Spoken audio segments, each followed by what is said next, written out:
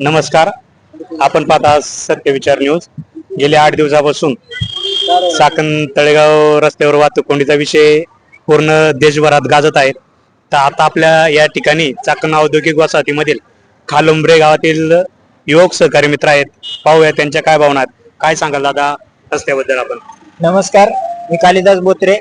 मी गेले 6 ते 7 वर्ष झाले या चौकामध्ये व्यवसाय करतोय. या चौकामध्ये मी रोज सकाळी 7 वाजल्यापासून संध्याकाळी 10 वाजेपर्यंत मी इथंच असतो. मी रोज या रस्त्याची अवस्था पाहतो. गेले 6 ते 7 वर्ष झाले पाहतोय मी की रस्ता आज होणार आहे, उद्या होणार आहे. आम्हाला 2 वेळा दुकान आमची पुढे होती, तिथनं काढायला लावली, परत पाठीमागे घेतली, त्याच्या पाठीमागे घेतली, पण रस्ता काय गेले 7 वर्ष झाले अजून झालेला नाही. रस्त्यामध्ये आतापर्यंत आम्ही पाहिले असेल शेकडोनी बळी गेले. लोक असे माझ्या इथे रस्त्यासमोर गेल्या वर्षी एक ऍक्सिडेंट झाला होता. अक्षरशः त्या माणसाचा चेहरा सुद्धा म्हणजे आम्हाला कमीत कमी 1 तास त्या माणसाची ओळख पण पटली नाही की एवढी त्याची अवस्था, त्याच्या शरीराचे एवढे तुकडे झाले होते.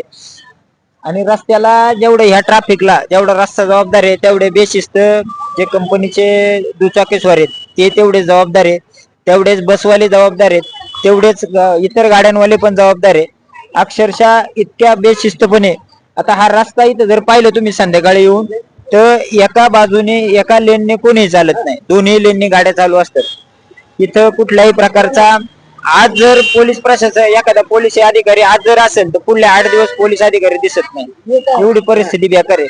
आता पुढे जर तुम्ही गेले तर आमच्या ग्रामपंचायत किंवा इतर कोणी, मला पण एक्झॅक्ट माहित नाही, पण ग्रामपंचायतीच असेल, ग्रामपंचायतीने पाईपलाईनचं काम केलेलं आहे. तिथं जाऊन बघा, अक्षरशः दोन्ही साईडला पूर्णपणे गाळ झालेला आहे. एवढा चिखल आणि एवढा राडा झालेला आहे की गाड्यांना साईडने जरी एखादी गाडी जायची म्हणलं तरी त्याला पूर्णपणे अशक्य आहे. एखाद्या टू व्हीलर वाल्याने जर साईडने गाडी, आता इथं बघा इथं खड्डा आहे, जर तो टू व्हीलर वाला अलीकडे घसरला तर तो पूर्ण पडायला गाडीचा टायर खाली जाणार. एवढी परिस्थिती बिकट झालेली आहे. त्यामुळे प्रशासनाला, जे काही तालुक्यातले नेते मंडळी पुढारी आहे, सगळ्यांना बाबांना विनंती आहे की याच्यावरती लवकरात लवकर तुम्ही उपाययोजना शोधा.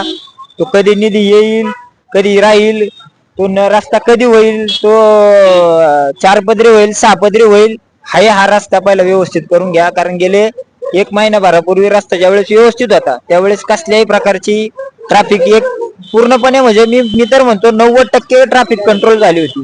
पण रस्त्याची एका महिन्यामध्ये दुरावस्था जर बघितली तर त्याच्यामुळे ट्रॅफिकला परत सुरुवात झालेली आहे. आणि याच्यावरती कुठेतरी सर्व पुढाऱ्यांना, सर्वांना विनंती आहे की तुम्ही याच्यावरती लवकरात लवकर सोल्युशन